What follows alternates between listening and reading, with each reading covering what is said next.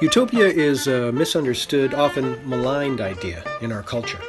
The notion, nevertheless, guides your work and finds a prominent place in your book's very title: Work, Love, and Learning in Utopia.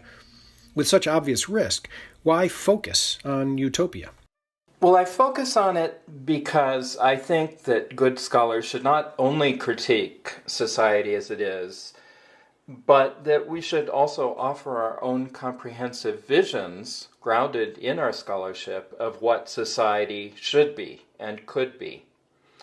And the word utopia has a negative connotation to many people, but I don't think that should be the case. It doesn't have to be that way.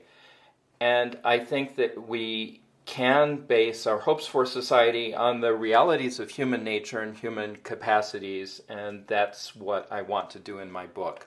So I'm reclaiming a word that many people have thought previously was too idealistic, and saying that we need those ideals, we need to put them forward as scholars, as thinkers, and that in order to do that, we need to put forward a utopia.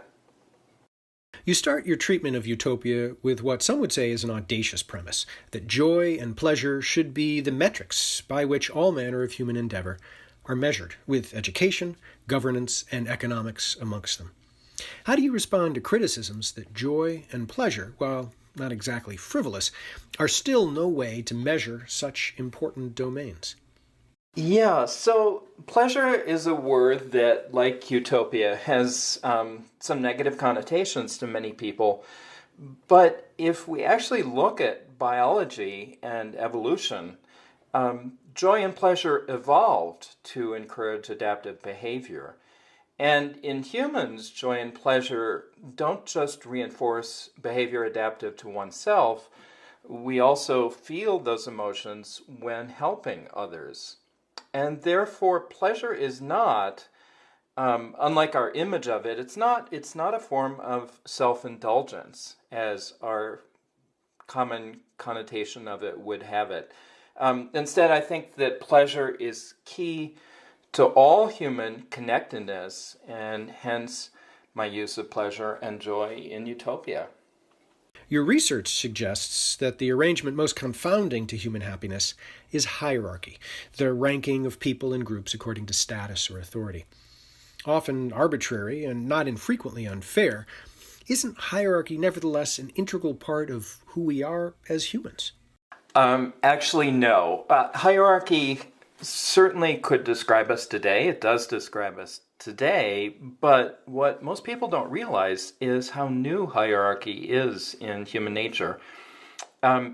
We evolved as humans about 200,000 years ago, and from that time until about 6,000 years ago, we lived an egalitarian sharing life. I know it sounds hard to believe, but it's true.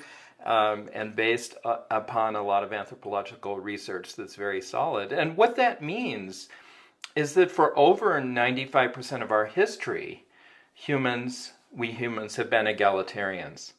So equality is not only a possibility among us, but it was our reality for most of our time on Earth.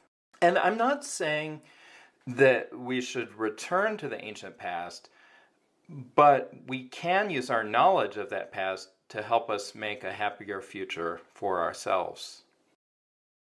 You're a scholar of some standing, having taught over the course of your 3.5-decade career at institutions like Columbia, Johns Hopkins, Swarthmore, and Penn.